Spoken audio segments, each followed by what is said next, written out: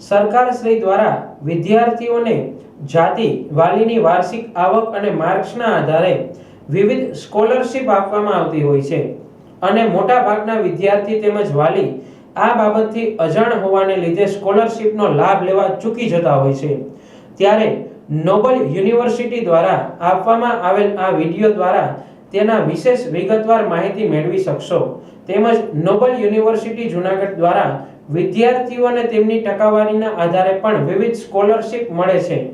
સરકાર દ્વારા અને અન્ય સ્કોલરશિપ વિશેની જાણકારી આપણે આ વિડિયો દ્વારા જોઈશું।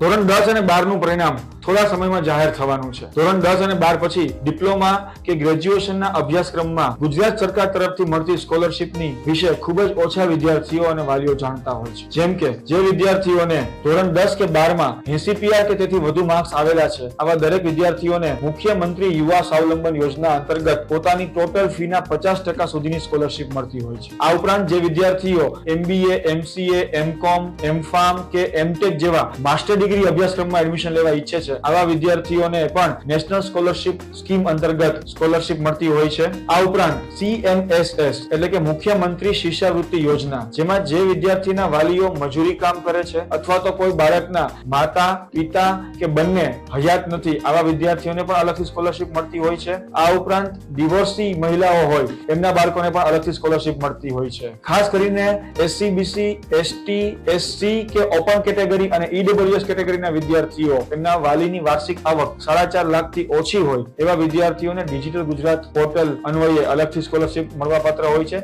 જેના અંતર્ગત વિદ્યાર્થીઓને પોતાની ટ્યુશન ફી એટલે કે કોલેજની ફીસ, આ ઉપરાંત હોસ્ટેલની ફીસ, જમવાનો ખર્ચ, નિભાવ ખર્ચ જેને કહી શકાય, પોતાને બુક્સ અને સાધન સહાય એટલે કે જે ભણવા માટેના પુસ્તકો લેવા માટે, વિદ્યાર્થીઓને કોલેજ સુધી આવવા જવા માટેની ટ્રાન્સપોર્ટેશનની ફી વગેરે તમામ સ્કોલરશિપ વિદ્યાર્થીઓને મળવાપાત્ર હોય છે। આ ઉપરાંત નોબલ યુનિવર્સિટી દ્વારા વિદ્યાર્થીઓને ડિપ્લોમા, ડિગ્રી અને માસ્ટરના કોઈ પણ અભ્યાસક્રમમાં ધોરણ 12 કોમર્સ, આર્ટ્સ અને સાયન્સ પછીના દરેક અભ્યાસક્રમમાં શિષ્યવૃત્તિ મળવાપાત્ર છે। દરેક પ્રકારની શિષ્યવૃત્તિની વધુ માહિતી મેળવવા માટે નોબલ યુનિવર્સિટીના એડમિશન સેલનો રૂબરૂ સંપર્ક કરી શકાય છે અથવા તો સ્ક્રીન ઉપર આપેલા નંબર ઉપર ફોન કે વોટ્સએપ થી પણ વાત કરી શકાય છે।